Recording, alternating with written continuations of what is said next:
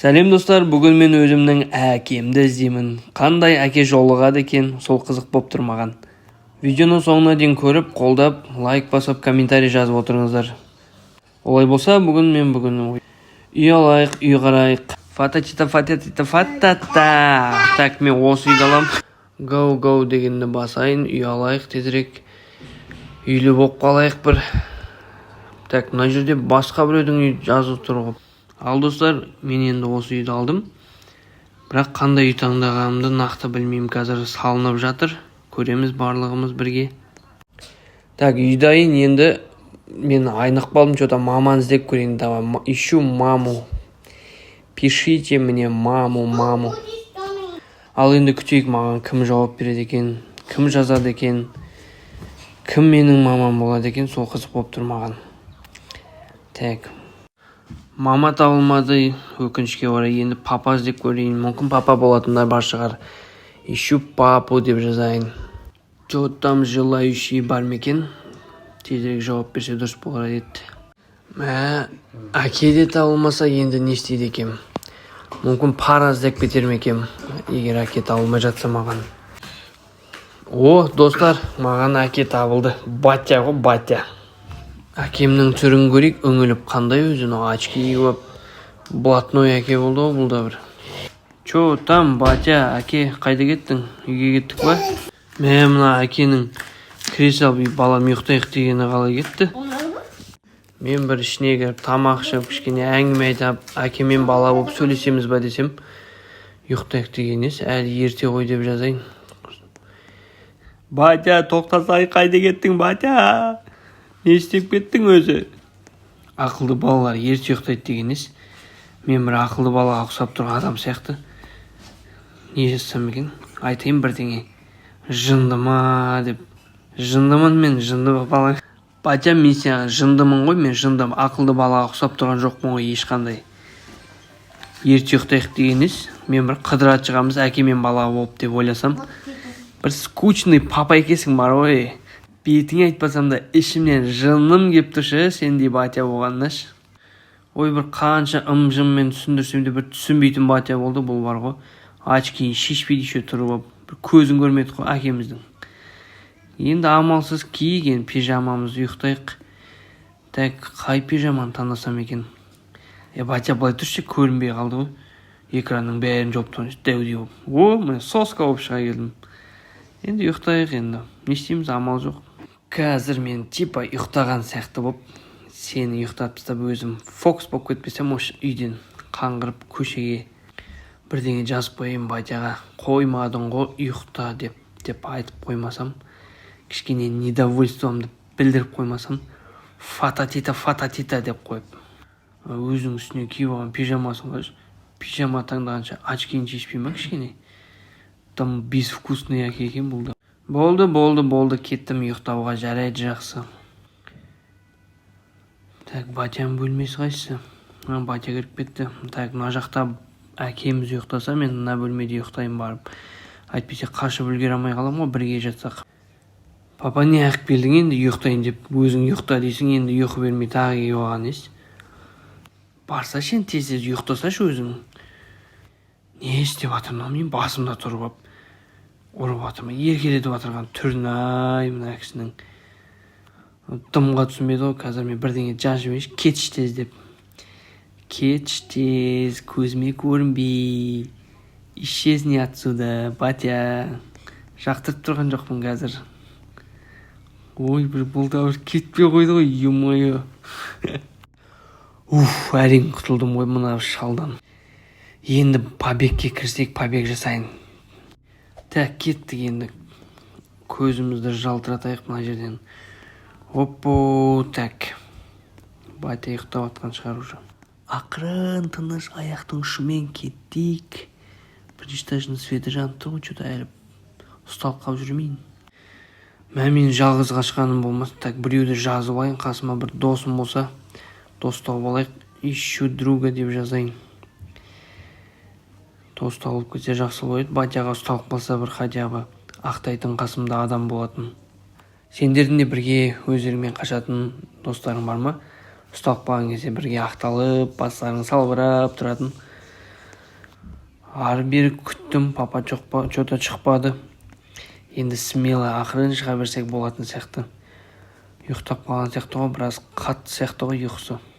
Шығатын есік мынау емес па деймін, немен тақалып алдым. Мына жақта екен ғой. Бәсе, дұрыстап жазып қоймай ма атын? Білейін, мен бүгін что-то өзім қашатын сияқтымын ғой. Чатта ешкім жоқ. Мына қыз не істеп жүр? Жаңбырлы түнде жападан жалғыз. Мына дос бала келатыр артта. Қайда кеттім мен?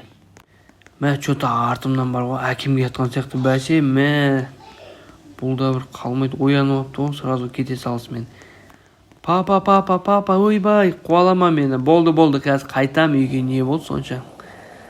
Сонша қуалаған нес, адасып байқамай қалыппын енді. Болды, ұсталдым. Папа, кешірші, папа, болды. Енді қайталамаспын бұндайды. Үйге барып ұйықтай қояйық жүр. Үйге апаш төсегіме шашап кеттім ғой. Түсіндім, енді қашпаймын үйден, достар. Үйден қашуға болмайды екен, особенно түнгі уақытта қашпаңдар. Бәрібір не істейтіндеріңді білмей қалады екенсіңдер. Мә, әкем енді маған сенбейді, мә, үстіме жатып апты. Мені бақылап ұйықтайын деп жатыр. Мәссаған, енді не істесе болады екен? Амал жоқ, ұйықтағаннан басқа ешқандай шара қалмады, достар. Оқпыш. Таңымызды атты ғой, әйтеуір. Под контролем папамыз үстінде ұйықтаған, біртүрлі екен, қарап. Так, мен киініп алайын, енді пижамамды шешейін.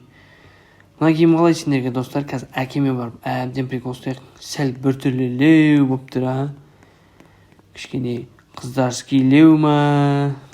Папам что-то бір қызбен ба, мамашкамен ба, бір тұр ғой что-то. Қазір двойной прикол ойнап тұр. Әкеме көрсетіп. Маған назарда аудармайды, ода деп тұрған еш. Әкем мына әйелге что-то менің анам бол деп жатыр ғой деме. Мама деп қояқ өтек. Кішкене жүрегі мейірімделіп қалсын. Әкеміз қазақты қойып орыстан алайын деді ғой деймін что-то. Мамама сағынышымды білдіріп қояйын. Сағындым ғой, мама, сені сағындым ғой мен. Қайда жүрсің бағанадан бері? Кешеден бері қайда жүрсің? Папа кәдімгідей мама тұрса маған вообще внимание аудармайды екен, Папаны қарасаңдаршы, өтік болып киініп алған кәдімгідей. Папа мені енді байқаған сияқты ғой, что-то осы өмірде бар екенімді. Әкең аузы қаш батя ұнамай қалды ғой деймін, мен киім. Приколдың көкесі болды. Папа мені әбден қинады деп жазам қазір бар ғой. Папаның үстіне жалып жазбасам, осы мамама қинады. Қиналып кеттім ғой әбден. Папа что-то ашуға басты.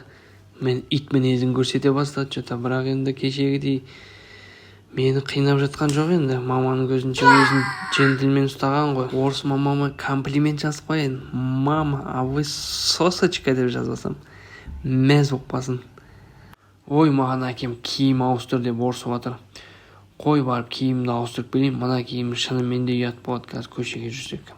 Бірақ мына киім үйлеріңізді тәштай қылып тазалап беретіндей киім болып тұр, достар. Болды, достар, мен киімді ауыстырып алдым. Енді астына түсейін, мені күтіп қалған шығар. Әкем мен орыс анам. Әңгіме дүкенге жіберіп жатыр, әңгіме дүкен. Әкеміз бен анамыз бір жаққа барайын деп жатыр. Көліктайын, қайда барамыз деп жазып сұрап қойайын. Айтатын шығар мүмкін. Ладно, қайда барсақ та айтып бірге барамыз. Главный сол ғой. Мен батямна машинасын қараңдар, өзінің әйелінің алдына отырғызды, мен багажникке лақтырып жіберді. Сендерде де осылай папаларың артына отырғызып қоя ма? Того багажникке отырамын деп ойламағансың ғой. Ойбай, мына машинаны қалай болса солай айдады ғой. Ойбай, басым-ай. Папа точно праваны сатып алған бар ғой. Сұмдық мына айдағаны бар ғой. Так, машинадан түсіп кеттік, қапыз ғой уже. Мен әке шешем қайда? Мама, папа қайдасыңдар, қайда кіріп кеттіңдер? Не тұр екен ғой. Ойын сауық орталығына әкепті ғой мені. Өздері де ол бала құсап ойын ойнайын деп жатыр ма? Ладно, мен жарайды баламын, ойын ойнайын. Ана кісілерге не жоқ? Біз ойыннан ойнап болдық, енді папаның артынан ит құсап салақтап еріп жүрміз. Қарны ашып кеткені бар енді. Тамақ ішсек жақсы болар еді негізі. Батя бош тамақ ішейік десек, алып келші бір стейк бірдеңелер. Нағаны қара, сәлем айт. Екеуінен орындық бар, маған орындық жоқ. Таза патка болып қой біздің батя. Екеуі де ұялып кетті, ойымшыда орындарын босатты. Енді отырып. Тұра салайын, жарайды, үлкен кісілер ғой. Бірақ менде бет жоқ. Тұра салам ғой. Батя, сен тұра салшы, ештен кетпейді. Нормальныйсың ғой. Батя, пожалуйста, маған стейк берші, ет жегім келіп өліп тұршы. Осы мама біздің әкеміз жақсы көрем екен, сұрақ қойыншы. Осы мама, а ты папу любишь деп. Аяқ астынан пайда болды. Қоянның суреті салып кетпесе болды әйтеуір. Басында қоян құсап. Кішкентай бола сияқты маған бутылкамен соска беріп қойыпты ғой. Ойбай, не істеп отыр ана кісілер бір-бірін көтеріп, мама, базар жоқ. Ойбай, тағы не істейсіңдер ал? Қандай өнерлерің бар? Көрсете беріңдер ал. Әке шешемді қараңдар. Енді киноға кеттік. Біз киноға алып келді әкеміз. Кино көрейік. Отбасы болып кино көрмекшіміз. Қандай қызықты фильмге бір кіргізсе екен. Қызықты фильм болса екен енді ойымыздағыдай. Әкемді сонша бекер жамандап, мен бағанадан бері кешеден бері оказывается нормально жақсы адам екен ғой. Ал достар, біз кино залға кіріп бара жатырмыз. Әкем мамамды көтеріп апты. Мен ортасына отырып алдым. Екеуі екі жақта отырыңдаршы. Давай кино көрейік. Бір жақсы кино сияқты мынау. Біз бітірдік. Енді әкеміз айтады, шоппинг дейді. Кеттік, мама, қайда баратсың? Давай артынан еріп алайық. Мама күшті киімдерді алып береді өз бізге. Анамыз үлкен киім алып береді. Ертең 2 жыл тастамай кисін деп, үстімде киімімізге де уже бір 2 жыл болып қалды, тозып кетті. Екінші этаждан секіріп кеткенім қалай кетті. Оны попкорн да бітпейді екен. Неғып әлі ұстап жүрмін. Батя дерзкий дүкендегі кіргізеді өзі. Что-то киіп көрейін ба? Мына жер ұнамады, что-то не в моем вкусе сияқты. Қой, шығып кетейік, батя. Мама жан жақта бізді іздеп қырылып жатыр. Спорт зал ма, йога залы ма? Ал маманың айтқанын қайталайық. Не істейміз мына жерде? Мама, не істейміз? Мама, не істеп жатыр мама?